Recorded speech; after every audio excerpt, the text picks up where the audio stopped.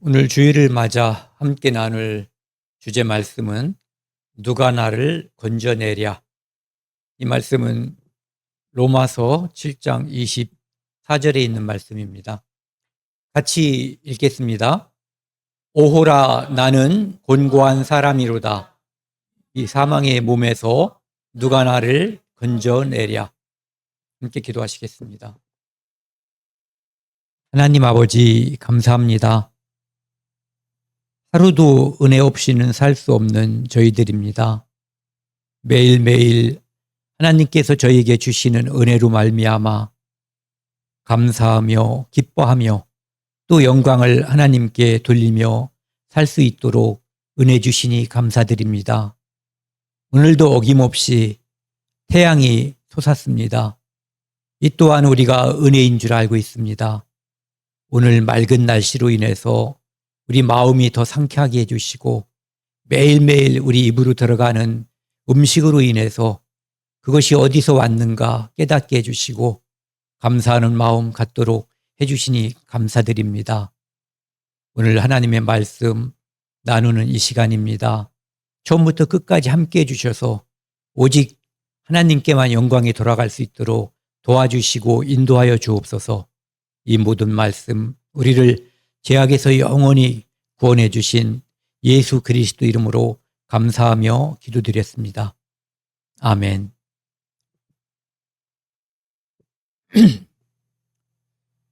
우리는 살면서 두 가지 문제가 가장 심각한 문제인 것 같아요. 다른 문제들이 평상시에는 심각한 것처럼 여겨져요. 내게 건강이 좀 부족한 거, 돈이 좀 없는 거, 또 우리 아이가 말을 안 듣는다든지 공부를 좀 못하는 거, 또는 뭐 여러 가지 문제들이 나한테 심각하게 생각이 되거든요. 그런데 실제로 죽음 앞에 서면은 그 모든 문제들은 아무것도 아니에요. 우리 애가 공부를 못하는 거, 오늘 우리 아이가 어떤 부모한테 아파서 언제 죽을지 모르는 그 부모 앞에 나타나서 우리 애는 공부를 못해서 한수를 못해서 영어를 못해서 걱정이에요. 이런 말은 감히 할 수도 없는 얘기예요. 또한 이 땅에 사는 많은 똑똑한 사람들이 삶의 문제를 해결하려고 나름대로 이 두뇌를 짜내서 만든 것이 철학 같은 것들이에요. 인생에게 닥치는 어떤 문제를 사람이 그 문제를 해결하고자 머리를 써내는 거죠. 하지만 지금까지 어떤 훌륭한 철학자도 인생의 답은 이것이다. 죄는 어디에서 왔고 어떻게 누가 해결해 줄 것이고 또 죽음은 어떻게 왔고 그 죽음은 어떻게 해결할 것인지에 대해서 답을 준 사람은 아무도 없어요. 앞으로도 없을 거예요. 오직 우리를 창조하신, 만드신 하나님께서 그 문제에 대해서 성경에 기록함으로써 사람들은 그 문제를 알게 됐어요. 우리는 어떻게 창조된 존재들인지, 우리가 왜 죄인이 되었는지, 그 결과가 무엇인지, 그러니까 심판이 왜 존재하게 됐는지, 그 심판의 결과가 무엇인지에 대해서 오직 하나님께서, 오직 성경을 통해서만 우리에게 알 수 있도록 답을 주셨어요. 나머지는 다 참고사항 정도? 어떤 것들은 우리가 구원을 받고 보면은 참고사항도 되지 않는 것들이 수두룩하죠. 그런데도 이 땅에 있는 수많은 사람들은 그것을 가지고 서로 네 말이 옳으니 내 말이 옳으니 수천 년 동안 싸우고 있고 앞으로도 소위 말하는 박터지게 싸울 거예요. 하지만 그 안에 답은 없죠. 이 로마서 7장 24절을 보면은요, 이제 오늘 주제 말씀이 누가 나를 건져내랴. 죄가 무엇인지 알아야 누가 나를 건져낼 수 있을까에 대한 답도 얻을 수가 있는 거예요. 사람이 어디서 온 존재인지를 알아야만 우리의 죄가 누구 앞에 가 있는지를 알 수가 있어요. 그래야만 누가 내 죄를 용서할 수 있는지도 알게 되는 거죠. 수많은 종교가 죄 문제를 해결하기 위해서 노력을 하고 사람들에게 방법을 제시하지만 근본 어디서 왔는지 그리고 누구 앞에 죄가 있는 것인지 그 죄를 누가 해결할 수 있는지 이것을 모르는 상태에서 공허한 말로 길게 설명을 할 뿐이에요. 여기 오호라 감탄사죠. 이 오호라는 기분 좋을 때 하는 말이 아니에요. 오호라 나는 곤고한 사람이로다. 나는 죄에 빠져서 헤어날 수 없는 그런 존재일 때 좋아서 감탄하는 게 아니에요. 이것은 비탄하는 그런 소리라고 볼 수 있죠. 이 사망의 몸에서 누가 나를 건져내랴. 비록 예수 그리스도의 피로 영원한 제사함을 받았다고 하는 것을 이제 믿게 됐어요. 그래서 만세를 불렀는데 아직도 나는 죄 속에 있다는 거죠. 죄를 용서받았는데 아직도 죄 속에 있다는 거 좀 이상한 말이죠. 그리고 율법을 통해서 죄를 깨닫고 예수 그리스도의 십자가의 보혈로 죄를 온전히 영원히 사함을 받았는데 아직도 나는 율법의 지배를 받고 있기 때문에 그런 말을 하는 거예요. 이 사망의 몸에서 누가 나를 건져내랴. 그러니까 제 뒤에 있는 십자가를 한번 보세요. 우리의 모든 죄를 용서받는 장소도 십자가고 또 살면서 내가 예전에 내가 비록 죄인인 거를 조금씩 깨닫지만 내가 꽤 괜찮은 사람인 줄 알고 살 때도 있었단 말이에요. 그런데 구원받고 나니까 오히려 내가 더 나쁜 사람이고 더 악당이라는 생각. 그러니까 양심이 밝아지고 깨끗해지다 보니까 그전에 죄를 죄로 여기지 않았던 것까지 자꾸 죄로 이렇게 발견하게 되는 거예요.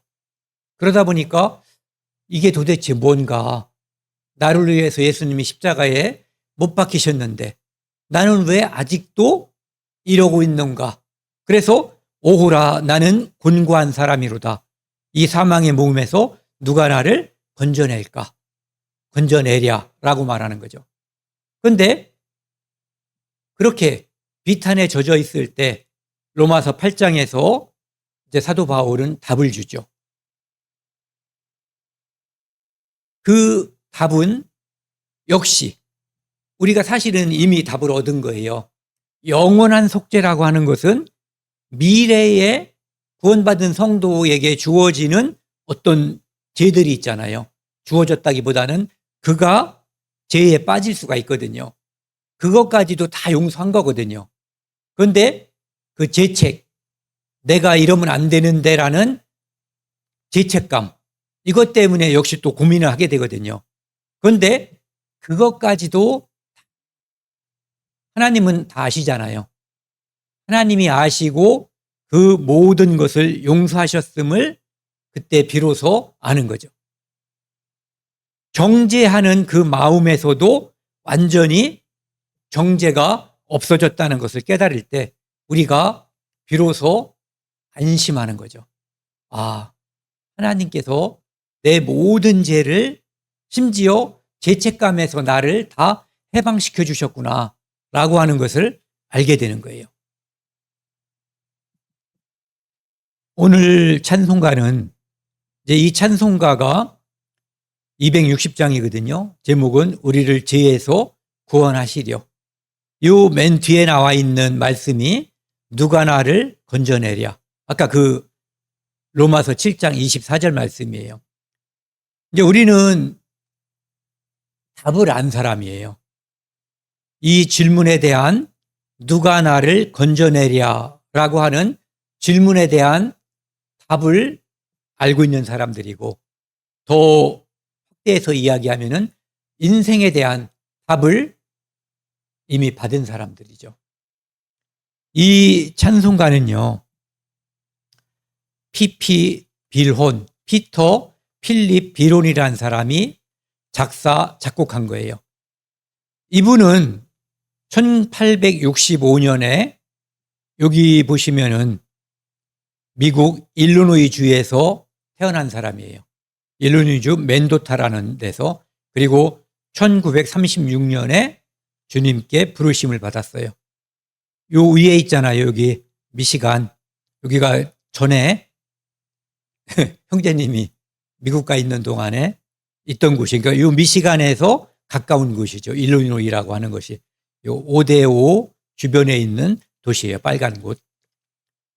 이 피터 필립 빌혼이라는 사람은 아버지가 남북전쟁 중에 돌아가셨어요. 그래서 유복자로 태어났어요. 가정이 어려웠기 때문에 우리로 말하면 이제 초등학문에 해당되는 그 학교를 다니다가 가정을 도와야지, 생계를 도와야지 되기 때문에 8살에 학교를 그만두게 됐던 사람이에요. 그는 18세에 복음성가에 관심을 갖게 돼가지고 다른 학문적인 배경이 없지만 음악을 배우게 됐어요. 꽤 괜찮은 사람들에게 음악을 배웠고, 이 다코타 지역에서 카우보이들에게 복음을 전했어요. 그러니까 구원을 받은 후에 복음에 관한 음악을 이제 배우고 복음을 전하게 된 거죠. 그 다음에 전도자 무디와 전도 여행에 음악을 담당하는 사람으로서 이제 함께 하게 된 거예요. 그러니까 무디와 음악을 함께 하면서 전도한 사람들이 여럿이 있어요. 여기 보면은 부흥사 빌리 선데이, 이 사람도 유명한 사람이거든요. 이 사람과 함께 집회에서 찬양 인도자로 활동을 했던 사람이에요. 그리고 여기 보면은 이제 오르간 중에 접이식 오르간이 있잖아요. 오르간을 들고 다니려면 부흥 집회 때는 이동을 해야지 되니까 어렵잖아요.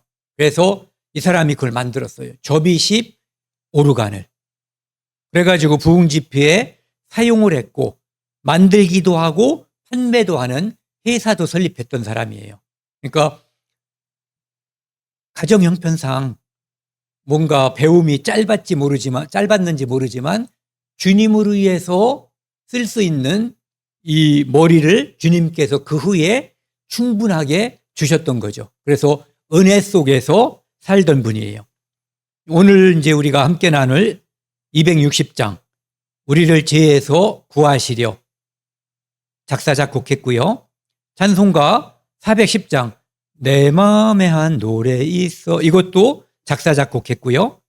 내가 늘 의지하는 86장, 이 찬송가도 작사 작곡하신 분이에요. 가사를 먼저 한번 보면은요, 가사를 한번 같이 읽겠습니다. 260장, 우리를 죄에서 구하시려. 우리를 같이 읽겠습니다. 죄에서 구하시려 주 예수 십자가 지셨으니 기쁘게 부르세 할렐루야, 나 구원 얻었네. 우리를 주께서 구했으니 이전에 행했던 악한 일과 추하고 더러운 모든 죄를 온전히 버렸네. 나 지금 죄에서 사함받아 거룩한 백성이 되었으니 이 육신 장막을 벗을 때도 겁날 것 없겠네. 우리가 이 세상 떠날 때에 예수의 손목을 굳게 잡고 영원히 즐거운 천국에서 주와 함께 살겠네. 찬송하세, 찬송하세, 주님 나를 구하셨네. 찬송하세, 찬송하세, 주가 구원하셨네. 우리 찬송하고 똑같죠. 우리가 거듭난 찬송과 간증과 이 빌혼이 거듭나고 구원받고 그 마음을, 감사하는 마음, 그것을 시로 표현한 건데 우리의 간증과 똑같아요. 그러니까 사람들마다 사용하는 언어가 다르고 단어가 조금씩 다르지만 구원받은 사람은 전적으로 공감할 수 있는 그런 가사들을 가지고 있는 거예요. 1절부터 살펴보면은요.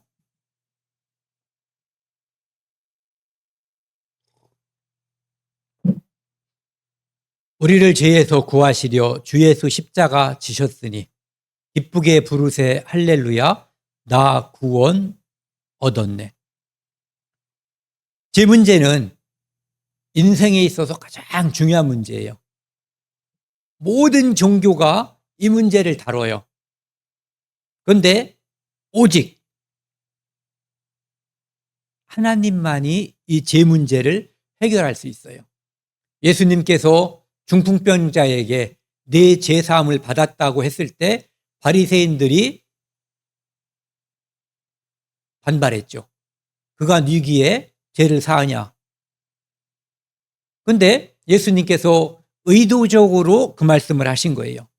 내가 예수님이 이 땅에 오신 하나님이시라는 거. 그렇기 때문에 죄를 용서할 수 있는 권한을 가지고 있다는 것. 오직 예수예요. 오직 예수. 많은 사람들이 구원받지 않은 사람들, 구원받기 전에 저도 상당히 반감을 가지고 있었어요. 왜? 기독교는 너무 독선적이에요. 너무 편협해. 나만, 하나님만, 예수님만, 성경만. 그러니까 다른 것은 인정하지 않는 거거든요. 그러니까 편협하고 독선적이라고 생각을 하죠. 지금도 그렇게 생각하는 사람들이 많아요. 그런데 그것이 정답이기 때문에 다른 것들을 답으로 인정할 수가 없는 거예요. 정답과 답이 아닌 것은 100점과 빵점이에요. 50점, 60점을 줄 수 있는 어떠한 종교도 존재하지 않아요. 그러니까 우리를 죄에서 구하실 분은 오직 예수님. 그 방법은 십자가에서 흘리는 피. 피가 죄를 용서하는 거거든요. 죄 없는 피. 그래서 예수님이 이 땅에 오실 때 이름을 예수라 하라. 그가 그 자기 백성을 그들의 죄에서 구원할 자이심이라. 그분은 이 땅에 오신 목적이 자기 백성을 죄에서 구하기 위해서 대속제물로 구하기 위해서 대속물로 십자가에서 피 흘려 죽기 위해서 오신 거예요. 이 땅에 태어난 우리가 태어났을 때 이제 기쁘잖아요. 자식이 태어나면. 그런데 누군가가 이렇게 얘기해 보자고요. 너는 33세쯤 돼가지고 십자가에 피 흘려 죽을 거야. 그러기 위해서 너는 이 땅에 태어났어. 이런 운명을 가지고 태어나는 사람은 이 땅에 아무도 존재하지 않아요. 그러면 그 사람은 너무너무 슬프고 그 운명을 벗어나려고 애를 쓸 거예요. 그런데 예수 그리스도는 그렇게 되기 위해서 그 십자가를 회피하지 않고 오히려 십자가로 묵묵히 달려갔던 분이에요. 왜? 그 방법만이 우리를 죄에서 구원할 수 있었기 때문에. 그래서 구원받은 사람들은 예수 그리스도에 대한 감사함과 죄스러움이 있죠, 물론. 그런데 죄스러움을 가지라고 우리를 구원한 게 아니에요. 그분이 부활하셨고 우리 또한 부활할 것을 믿기 때문에 그분께 영광을 돌리고 우리는 기뻐하는 거죠. 기쁘게 부르세 할렐루야. 하나님을 찬양하라. 나 구원 얻었네. 그분이 구원을 우리에게 은혜를 주셨고 우리는 구원을 얻었고 구원을 받은 거예요. 그래서 성경에서 로마서 3장에 보면은요, 22절. 모든 사람이 죄를 범하였으며 모든 사람이 죄를 범했기 때문에 공평하게 예수님 한 분이 오셔서 모든 사람의 죄를 용서하기 위해서 그 피는 모든 사람의 죄를 다 덮은 거죠. 모든 사람이 죄를 범하였음에 하나님의 영광에 이르지 못하더니 죄의 삭은 사망인 거예요. 그리스도 예수 안에 있는 속량, 죄 용서함으로 말미암아 하나님의 은혜로 값 없이 의롭다 하심을 얻은 자 되었느니라. 하나님의 은혜가 아니면 독생자 예수 그리스도를 우리 죄 때문에 내주지 않으면 우리는 모두 다 멸망할 수밖에 없는 존재들인 거예요. 은혜 아니면 내 노력으로 아무도 그분의 의에 도달할 수가 없는 거죠. 그분이 한량없는 은혜를 값없이 주셨고, 값은 누가 치렀어요? 값은 예수님께서 치른 거예요. 그래서 우리는 값없이 의롭다함을 받은 자가 된 거죠. 베드로 전서 2장 22절에서는요, 친히 나무에 십자가에 달려 그 몸으로 우리 죄를 담당하셨으니, 요 말씀을 보면은 그 이사야 53장 말씀이 생각이 나죠. 이는 우리로 죄에 대하여 죽고 의에 대하여 살게 하려 하심이라. 그가 채찍에 맞음으로 너희는 나음을 입었도다. 우리는 죄를 졌고 그분은 죄에 대한 삭을 지불하신 거예요. 그래서 우리가 나음을 입은 거죠. 그래서 예수 그리스도의 십자가의 죽음은 나의 죽음인 거예요. 그분의 무덤에서의 부활은 나의 부활인 거죠.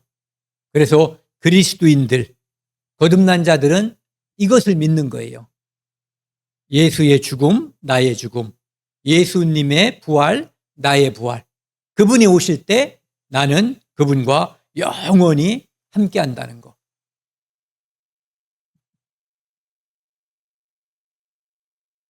하나님은 내가 어떤 인종인지, 어떤 과거를 가졌든지 그런 거를 탓하지 않으셔요.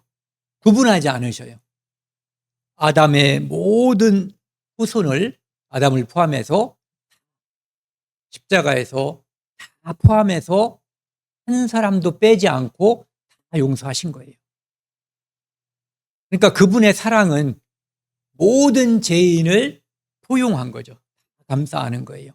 그러니까 돼지 10마리 그 우화라고 그러는데 그게 우화가 아니라 사실은 굉장히 훌륭한 이야기죠. 그 돼지에 내가 포함되어 있다는 거, 나도 10마리 속에 포함되어 있다는 거, 내가 빠지면 안 된다는 것을 이제 그 우화를 통해서 알게 해주시는 거죠. 기쁘게 부르세 할렐루야 나 구원 얻었네. 이사야 12장 3절에 보면은요, 그러므로 너희가 기쁨으로 구원의 우물들에서 물을 기르리로다. 사막에 있는 사막 생활을 우리는 웬만한 데 파면 다 물이 나오죠. 컬컬 솟냐 좀 덜 나오냐 차이가 있을지 모르지만 웬만한 데는 다 나올 거예요. 그런데 사막에선 그렇지가 않죠. 이스라엘 같은 나라. 그래서 구원의 우물들에서 그들은 오아시스가 있는 곳, 샘을 파서 물이 나오는 것은 그것은 생명수가 되는 거예요. 그래서 그곳에서 구원의 우물들에서 물을 깃는 것, 그래야 생명이 유지가 되는 거죠. 이 요한복음 4장에서 사마리아 여자와 예수님과의 대화에서 보면은 예수님께서 내가 주는 물을 마시는 자는, 사마리아 여자는 매일매일 목마른 그런 삶을 살았죠. 그 무엇도 그 목마름을 채워줄 수 없었어요. 그런데 영원히 목마르지 아니하리니 내가 주는 물을 마시는 자, 내가 주는 물은 그 속에서 영생하도록 솟아나는 샘물이 되리라. 이 샘물을 받은 자, 그 자는 기쁘게 할렐루야를 부를 수 있는 거예요. 나 구원 얻었다고. 사막에서 오아시스를 발견한 사람들이에요. 요한복음 5장 24절에는 사망에서 생명으로 옮겼다.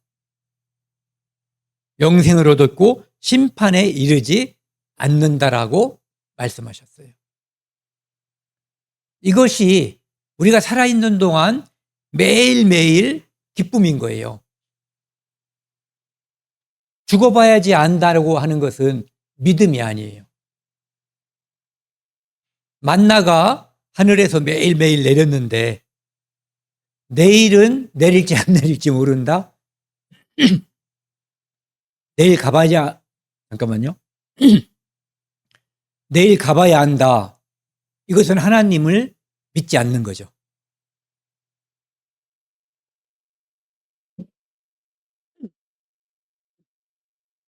그래서 영생이라고 하는 것은 이 땅에서도 이미 믿음으로 살고 있는 것이고, 우리가 육체의 생명이 끝났을 때, 끝나는 순간에도 우리는 소망을 가지고 있어요. 그 끝난 그 육체를 바라보는 가족들도 소망을 가지고 있어요. 재해라고 그러죠. 다시 만날 것. 그런데 그 만남은 다시는 헤어지지 않는, 이 땅에서 우리는 한 번 만나면 헤어지잖아요. 인생에 있어서 만나고 헤어지는 그거 말고 죽음 때문에 다 헤어지게 되어 있거든요.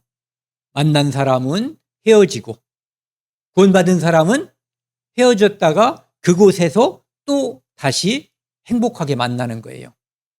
그 소망을 우리는 살아서 가지고 있고 죽어서 그 소망이 이루어지는 거예요. 2절입니다. 우리를 주께서 구했으니 이전에 행하던 악한 일과 추하고 더러운 모든 죄를 온전히 버렸네. 이건 이제 구원받은 사람이기 때문에 예전에 있었던 내가 예전에 나와 달라져야지 된다는 거, 매우 구분되어야지 된다는 것을 이야기하는 거죠. 이렇지 않기 때문에 우리가 양심의 송사를 받는 거예요. 그리고 예전에 지은 죄, 그 다음에 앞으로 살면서 짓는 모든 죄를 다 용서했는데, 그러면은 하나님께서 우리를 공평하게 누구나 다 천국 가게 해주시잖아요. 그런데 하나님께서는 우리를 천국에서 분명히 구분하신단 말이에요. 그러니까 그리스도의 심판대에서 우리는, 그리스도의 심판대에 선 사람들은 모든 죄를 다 용서받은 사람들이에요. 거기는 천국 갈 사람만 가는 거예요. 그런데 심판대라는 그 이름이 사실은 상급을 결정하는 곳인 거죠.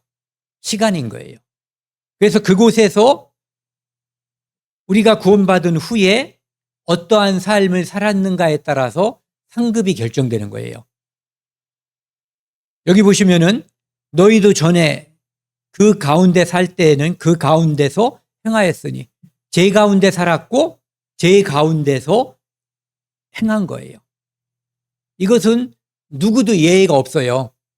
도덕적으로 살고 법을 잘 지킨 사람이라고 해서 여기에서 예외가 될 수는 없는 거예요. 그 누구도. 오히려 바리새인처럼 도덕적으로 산 것처럼 보이고 법을 더 잘 지키면서 산 것처럼 보이는 그 사람들이 하나님 앞에 더 가증스러워 보일 수도 있는 거죠.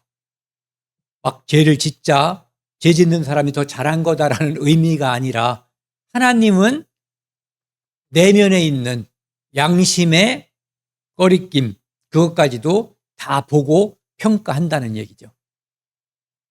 에베소서 2장에 보면은요, 너희는 그 은혜에 의하여 믿음으로 말미암아 구원을 받았으니, 우리가 구원받은 것은 은혜 때문이고 그 은혜가 선행된 거예요. 은혜를 먼저 주셨고, 그러니까 예수 그리스도를 주셨고 십자가에 못 박으셨고, 그리고 그것을 믿음으로, 그러니까 내 행위가 아니라 그분이 행하신 것에 의지하는 것, 그분이 행하심을 말미암아 내가 구원받는 거예요. 이것은 행위가 아니죠. 행위는 누가 하신 거예요? 예수 그리스도가 십자가에서 완성하신 거예요. 그분은 구원을 이루셨고 그분의 죽음이 내 죽음이었음을 믿는 거, 그분의 부활이 내 부활이었음을 믿는 거, 예. 그거로 말미암아 구원을 받았으니 그것은 내 노력과 공로가 아니라 하나님의 선물이라는 거죠. 행위에서 난 게 아니라는 거예요. 그래서 그것은 자랑할 수 없다. 왜? 일방적으로 은혜로 받은 거기 때문에. 만약에 우리가 자랑을 한다면 내가 그 은혜를 받았어의 자랑에 방점이 찍히는 것이 아니라 그분이 나 같은 죄인을 구원하셨어. 그분의 은혜에 대해서 우리가 자랑을 해야지 되는 거죠. 추하고 더러운 모든 죄를 온전히 버렸네. 찔리죠? 온전히 버렸네 때문에. 네. 저도 늘 찔려요. 추하고 더러운 모든 죄를 온전히 버렸네. 하나님은 우리에게 온전히 버리시기를 바라시는 거죠. 네. 고린도후서 5장 17절에 보면은요. 누구든지 그리스도 안에 있으면 새로운 피조물이라. 죄의 지배를 받던 옛사람, 그 다음에 은혜의 지배를 받는 그리스도의 은혜의 지배를 받는 새 사람, 새로운 피조물, 이것이 완전히 구분되게 살아야 한다는 것을 우리에게 말씀하시는 거예요. 새로운 피조물이라. 이전 것은 지나갔으니.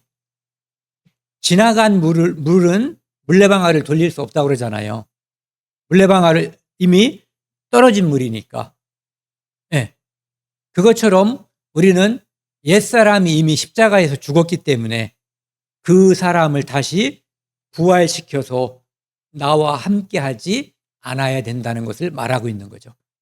보라, 새 것이 되었으니까 새롭게 죄의 지배가 아니라 은혜의 지배를 받는 그런 사람으로 살아야 한다는 것을 이야기하고 있는 거죠. 로마서 6장에서는 우리가 알거니와 우리의 옛사람이 예수와 함께 십자가에 못 박힌 것은 죄의 몸이 죽어. 예수님이 십자가에 못 박힐 때 내 죄가 거기서 못 박힌 거예요. 죄의 몸이 죽어 다시는 우리가 죄에게 종로로 타지 아니하려 함이니 이는 죽은 자가 죄에서 벗어나 의롭다 하심을 얻었습니다. 그러니까 새로운 피조물이니까 새롭게 살으라는 거죠. 예전에는 죄의 지배를 받았다면 이제는 은혜의 성령의 지배를 받는 그런 삶을 살아야 된다고 이야기하는 거예요. 3절입니다. 나 지금 죄에서 사함받아 거룩한 백성이 되었으니. 이스라엘 민족이 하나님의 성민이 됐잖아요. 거룩한 백성. 그들이 거룩한 백성이라는 티가 나요, 안 나요?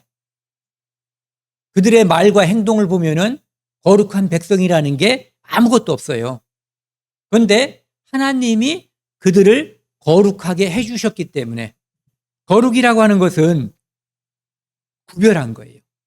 누가 구별했냐면은 이스라엘 백성의 삶이 다른 민족들과 구별됐기 때문에 거룩한 백성, 구별된 백성이 된 것이 아니라 하나님이 그들을 구별해 주셨기 때문에 유월절 양의 피로 그들을 살리시고 그들을 해방하시고 그들을 구원했기 때문에 하나님의 의가 그들에게 전가됐기 때문에 거룩하게. 거룩은 하나님의 속성이지 죄인의 속성이 아니거든요. 그런데 그들을 거룩하다라고 봐주는 것은 하나님의 거룩이 그들에게 전가됐다는 거예요. 마치 십자가에서 예수 그리스도의 의가 우리 죄인에게 전가돼서 죄는 사라지고 의가 우리에게 살아난 것처럼 그렇게 이스라엘 민족도 거룩한 백성이 성민이 된 이유는 바로 하나님의 의가 전가됐기 때문에 그런 거예요. 하나님이 의롭다고 구별해 주셨기 때문에 광야에서 그들의 삶을 보면은 거룩한 모습 없잖아요. 그렇죠? 네. 그런데도 하나님은 그들을 선택하셨고 그들을 거룩한 백성, 성민이라고 여겨주시는 거예요. 똑같이 우리도 예수 그리스도의 십자가의 피로 우리를 구원했기 때문에 피 때문에 우리가 의롭게 된 것이지 하나님이 우리를 의롭다고 봐주시는 것이지 우리가 교회 밖에 있는 누구보다 더 깨끗하거나 더 훌륭한 구석이 있다는 뜻은 아니에요. 다만 구원받은 사람은, 성도는 그렇게 살려고 애쓰고 성령의 인도함을 받으려고 애쓰면서 살아가는 사람인 거죠. 네. 그래서 너희가 내게 대하여 제사장 나라가 되며, 제사장은 하나님의 의를 다른 사람들에게 전파하는 사람들이에요. 제사장 나라는 하나님의 의가 다른 이방 민족들, 하나님을 모르는 사람들에게도 전파될 수 있도록 이스라엘 민족은 애를 써야지 되는 그런 민족인 거예요. 라합은 하나님의 의를 소문을 통해서 알게 됐죠. 그러니까 거룩한 백성이 얼마나 훌륭한 백성인가에 대해서 알게 된 것이 아니라 그 백성을 통해서 하나님이 어떻게 역사하셨는가를 라합은 알게 됐어요. 그래서 그들 뒤에서 역사하시는 하나님의 백성들이 내게 오면 나도 그의 백성이 되고자 하는 마음을 미리 가지고 기다렸던 거죠. 그 기회가 오기를 기다렸던 거예요. 우리도 지금 21세기에 구원받으려면 바로 그렇게 하나님의 사랑, 그것을 갈망하는 사람들, 살면서 나는 부족하고 내가 죄인이라는 것을 알면 누구든지 정확하게 하나님 말씀을 배우지 않은 사람들도 알 수가 있고 기대하게 돼요. 내가 구원받아야 하는데, 내가 죄를 용서받아야 되는데 무슨 방법이 없을까? 그러다가 전도를 이렇게 하면 어떨까요? 전도를 당하면 쉽게 구원받을 수가 있는 거죠. 왜? 준비된 사람이니까. 라합처럼요. 그래서 거룩한 백성이 되리라. 이스라엘 백성이 하나님의 은혜에 의해서 거룩한 백성이 된 것처럼 우리도 역시 거룩한 백성, 성도가 된 것은 거룩한 다는 뜻이잖아요. 거룩한 성자니까. 이스라엘 민족도 하나님의 은혜에 의해서 성민이 된 거고 우리도 역시 의인이 된 것은 하나님의 은혜에 의해서 된 거잖아요. 히브리서 10장 10절 같이 읽겠습니다. 이 뜻을 따라 예수 그리스도의 몸을 단번에 들이심으로 말미암아 우리가 거룩함을 얻었노라. 자, 우리가 거룩함을 얻었노라. 쟁취했노라가 아니라 그분이 주셨기 때문에 우리는 받았노라라고 해도 돼요. 얻었노라, 받았노라. 또 누구 때문에? 내가 무엇을 한 것이 아니라 그 우리에게 거룩함을 주기 위해서 행위를 하신 분은 따로 있는 거예요. 이 뜻을 따라 예수 그리스도의 몸을 단번에 들이심으로, 예수님이 십자가에서 온몸이 찢기셔서 피 흘림으로 말미암아 우리가 거룩함을 입은 거예요. 그러니까 우리가 제사함을 받은 것은 은혜라는 거죠. 그분이 하신 거고 우리는 믿은 거예요.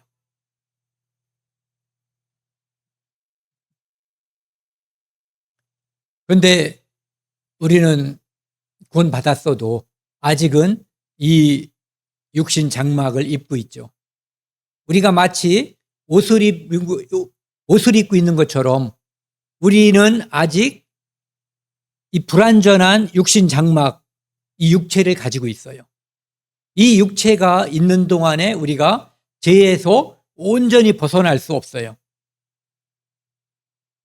그런데 이 육신 장막을 벗는다는 얘기는 죽음을 말하는 거잖아요. 죽을 때도 겁날 것 없겠다. 죽음이 어떤 사람에게는 절망이에요. 장례식장에 가보면은 이것이 아주 뚜렷하게 구분이 돼요. 구원받은 사람이 돌아가셨는지 아니면 구원받지 않은 사람이 돌아가셨는지 가보면은 뭐 간증을 안 들어도 거의 알 수가 있죠. 누군가가 와서 발을 동동 구르면서 절규하고 막 악을 쓰면서 우는 집들은 다 그냥 죽은 거예요. 하나님의 은혜를 알지 못한 상태에서. 그런데 그 은혜 속에 육신 장막을 벗은 사람들은 겁날 게 없어요. 시편 17편 15절 제가 자주 인용했던 그 말씀 있잖아요. 내가 깰 때에 주의 형상으로 만족하리이다. 우리가 자다가 깨는 그런 일이 벌어질 거예요. 우리가 만약에 죽음 뒤에 주님이 다시 오신다면 우리도 그렇게 되겠죠. 자다가 깰 거예요. 그리고 오늘 오신다면 지금 주무시고 있는, 자고 있는 성도들은 자다가 깨는 거죠. 부활하는 거예요. 그분들은 부활할 것이고 우리는 변화할 거예요. 그러니까 죽음이 인간에게 두려움의 대상이 되지 않아요. 오히려 소망이 되는 거죠. 육신의 껍데기를 지금 입고 있기 때문에 우리는 시간과 공간의 제약이 있고 눈물을 흘리는 존재예요. 시기하고 미워하는 존재예요. 그런데 이것이 벗어나면 우리는 즉각 천국에 가 있을 거예요. 땅에 있는 우리의 장막집이 무너지면 뭐 어떤 사람들은 홍수나 태풍 이런 거로 집이 무너지기도 하잖아요. 그러면은 다른 집을 구하잖아요. 그것처럼 우리도 이 육체에 우리의 육신이 무너지면 나중에 하나님께서 다른 집, 근데 그 집은 완전한 집이에요. 시간도 그에게 영향을 못 미쳐요. 공간도 영향을 못 미쳐요. 시공을 초월한 완전한 몸, 성화된 몸으로 바뀌는 거죠. 하나님께서 지으신 집으로, 집 곧 손으로 지으신 것이 아니요 하늘에 있는 영원한 집이 우리에게 있는 줄 아느니라. 이 땅의 집도 무너져 버리고 하늘에 가면 영원한 집이 있고 우리의 육신 장막도 역시 똑같이 영원한 곳으로 바뀌는 거예요. 히브리서 2장에서는 이 죽음에 대해서 보시면은요, 죽음의 세력을 잡은 자 곧 마귀를 멸하시며, 마귀는 우리를 겁주는 게 뭐냐면은 죽음이거든요. 그런데 죽음을 가지고 겁을 줄 수 없는 자들이 이 땅에 존재하게 된 거예요. 그게 누구냐면은 그리스도인들이죠. 네. 15절 같이 읽겠습니다. 이게 얼마나 대단한 말씀인가 한번 같이 읽겠습니다. 또 죽기를 무서워함으로 한평생 매여 종로를 타는 모든 자들을 노여하심이리. 죽는 게 무서워요. 그런데 이 죽음에서 해방된 사람들이 존재하는 거예요. 그게 누구냐면은 구원받은 성도들이에요. 그래서 순교가 있었던 거예요. 폴리캅 얘기 아시죠? 폴리캅에게 예수님을 저주하라. 그러면 너 살 거다. 86세 된 폴리캅. 에베소에서 이제 잡힌 거죠. 에베소 교회 이제 그 당시에 지도자였던 것 같아요. 그런데 그분이 내 평생 예수님께서 나에게 잘못한 게 하나도 없는데 내가 어떻게 예수님을 부인할 수가 있냐. 예수님을 끝까지 시인하는 거죠. 그러니까 결국은 화형을 당했는데 처음에 불을 붙였는데 불길이 폴리카백에 가지 않은 거예요. 불길이 피해 갔어요. 그러니까 원래는 주변에 있는 사람들에게 겁을 줘서 그리스도인임을 부인하게 하고 또 믿지 않는 자로 하여금 믿지 않게끔 하려고 공개 처형을 지금 화형을 통해서 하는 건데 불길이 그를 사르지 못했어요. 그래서 나중에 결국은 피 흘려서 죽게 만든 거죠. 순교가 그들은 살해죠.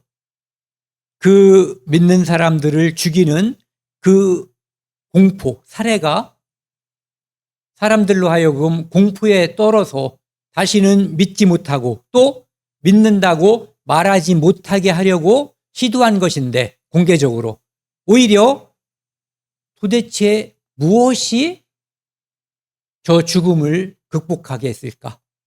나도 궁금하구나. 그래서 사람들로 하여금 더 많이 믿게 되는 거죠. 그러니까 방법이 없는 거예요. 죽음을 이긴 사람들 앞에서는. 부활이 죽음 뒤에 부활한다고 하는 것. 죽음은 단지 통과 의례에 불과하다는 것. 죽음이 오히려 완전한 몸으로 가는 지름길이라고 하는 것을 완전히 믿는 사람들에게는 어떠한 공포의 대상이 될 수 없었던 거예요. 이 그림은 휴거 있잖아요. 우리가 부활한다는 것을 믿고 또 예수님이 우리를 데리러 온다고 하는 것을 믿잖아요. 그 그림을 제가 이제 보여주고 싶은 거예요. 원래는 랩처라고 하는 것이 이렇게 갑자기 강탈해 가는, 낚아채 간다는 그런 의미를 가지고 있대요. 그러니까 독수리가 먹이를 쫙 낚아채는 그런 모습이거든요. 이 그림을 한번 보시면은 나중에 예수님께서 이 땅에 오셔서 우리를 어떻게 데려가실 것인지. Give it to me like.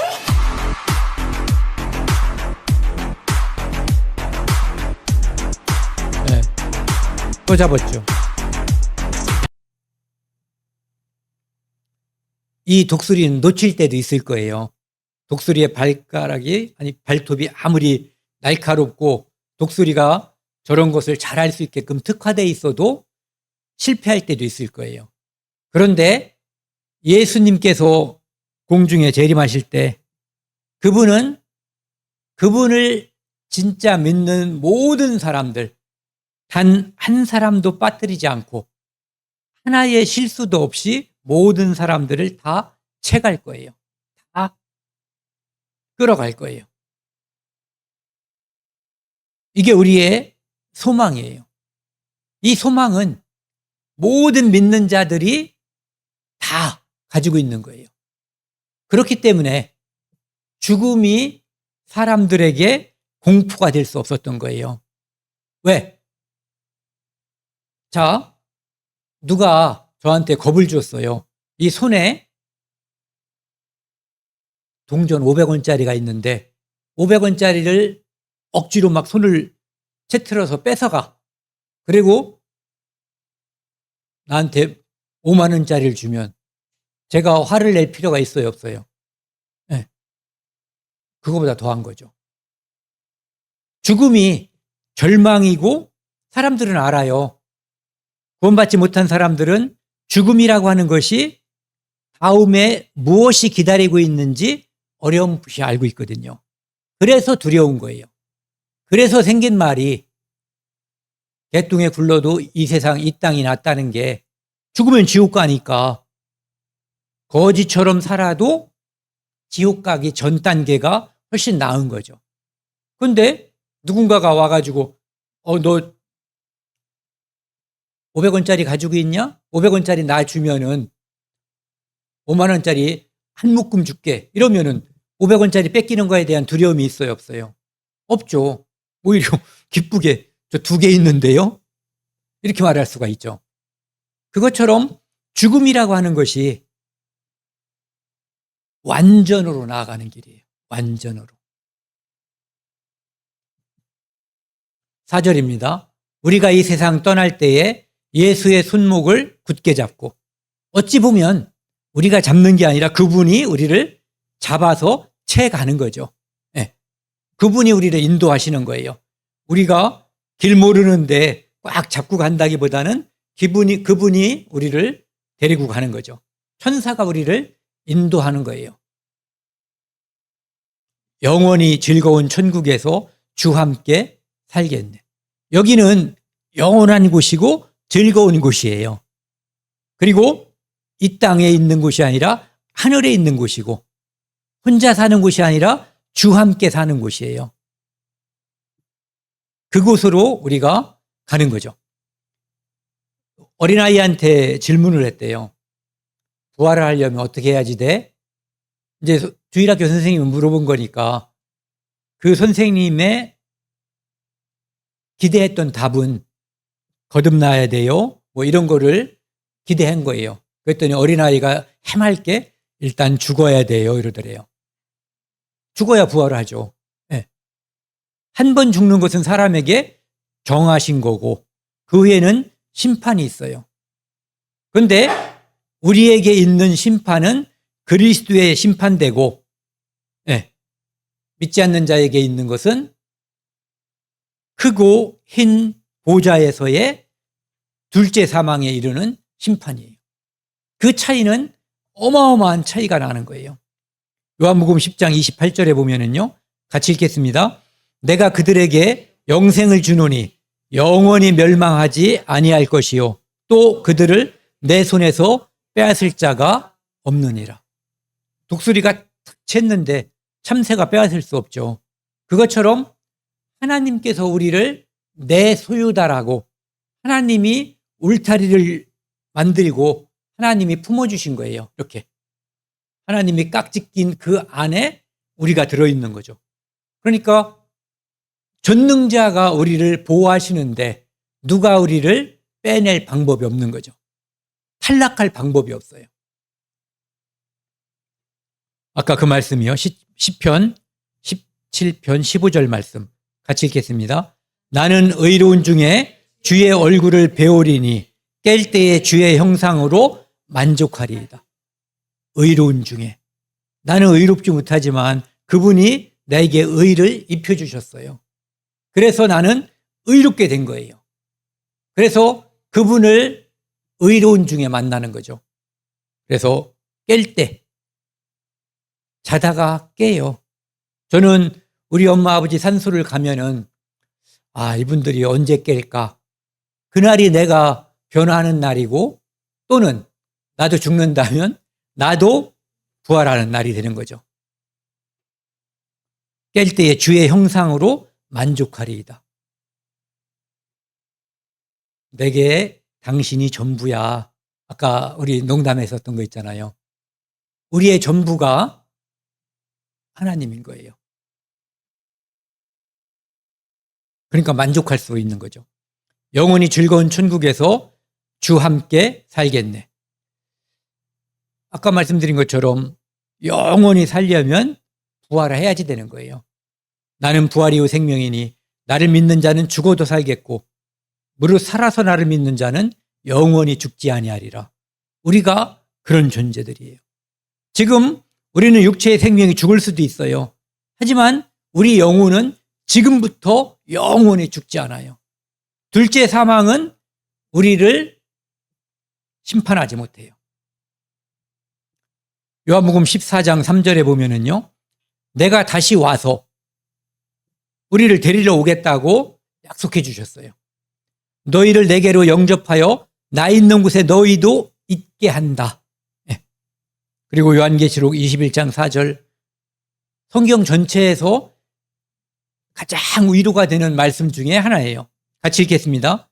모든 눈물을 그 눈에서 닦아주시니 다시는 사망이 없고 애통하는 것이나 곡하는 것이나 아픈 것이 다시 있지 아니하리니 처음 것들이 다 지나갔습니다. 지금 우리는 육체를 가지고 있지만 우리가 이 모든 것이 다 지나갔다라고 믿고 살면 우리가 이 땅에서 더 행복해요. 주님이 오실 때 이것이 이루어진다라고 생각하는 것보다 이미 세상과 나는 간대없고 구속한 주만 보이도다, 이 말씀처럼 내가 내 안에 그리스도 안에서 하는 삶이 이미 이렇게 여기에 가 있으면 훨씬 더 행복하게 살 수 있다는 거죠.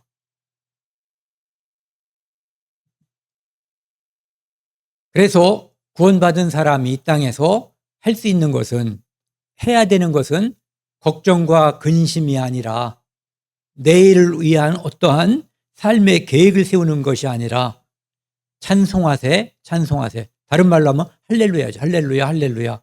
주님 나를 구하셨네. 그분이 나를 만들고 그분이 나를 방치한 것이 아니라 그분이 나를 구하시려고 다시 오셨고 그분이 나를 위해서 십자가에 죽으셨고 다시 오시겠다고 한 그 약속이 우리 눈앞에 있는 거예요. 지금 중동에서 일어나는 그 전쟁을 보면은 그분이 오실 날이 생각보다 가까울 수도 있다라는 그런 생각을 더 많이 하게 되죠. 도대체 언제 오실까? 알 수 없죠. 하지만 생각보다 빠를 수 있겠다. 이런 생각은 분명하게 거듭난 사람들에게 들게 하는 거예요. 물론 어제보다 하루 빨라졌다, 이거는 당연한 말이죠. 그런데 그것도 역시 우리에게는 큰 위로가 되는 거예요. 찬송하세, 찬송하세. 주가 구원하셨네. 계시록 5장 12절에 보면은 우리가 찬송하는 게 그 누구에게 찬송을 하냐면요, 큰 음성으로 이르되 죽임을 당하신 어린 양은 능력과 부와 지혜와 힘과 존귀와 영광과 이 땅에 좋은 거 다 써놨죠. 왜? 그분이 하나님이시기 때문에 찬송을 받으시기에 합당하도다. 그분이 우리를 구하시고 그분이 우리를 데리러 오겠다고 하는 약속이 남아있는 거예요. 우리에게 남은 것은 그거밖에 없어요. 다른 것들은 우리와 아무 관련이 없어요. 설사 저 전쟁이 어떤 경과로 가든 뭐에 관계없이 지금 잠자는 성도들이 뭐만 관계 있어요? 이분이 다시 오실 것만 관계 있지 이 땅에 벌어지는 어떤 일도 영향을 미치지 못해요. 그것처럼 이 땅에 살고 있는 우리도 그 무엇도 영향을 미치지 않는 그런 삶을 사는 게 좋아요. 그러니까 거기에 집중하는 게 행복하고 즐겁고 좋은 일이라는 거죠. 호흡이 있는 자마다 여호와를 찬양할지어다. 특히 우리는 호흡도 있고 또 구원을 받았기 때문에 할렐루야를 말로는 하지 않아도 삶에서 늘 해야지 되는 존재들인 거죠. 자다가 웃는 거, 그게 어린아이들은 자다가 웃는 모습이 자주 보여요. 다들 보셨을 거예요. 우리들이 바로 그렇게 자다가 웃어야 될 그런 존재들이에요. 오늘은 여기까지 하겠습니다. 우리를 오늘 주제 말씀이 누가 나를 건져내랴. 우리를 건져내실 분은 오직 한 분이에요. 네. 그분이 십자가에서 나를 건지기 위해서 내 대신 피 흘려 죽으셨고 그분이 우리에게 소망을 주기 위해서 십자가에서 피 흘려 죽으신 다음에 부활하셨어요. 그리고 또 약속하셨죠. 데리러 오겠다고. 아까 랩처. 그분이 우리를 데리러 오는 그날 우리는 가장 황홀경에 빠질 거예요. 그리고 그 느낌 그대로 영원히 살 거예요. 여기까지 하겠습니다.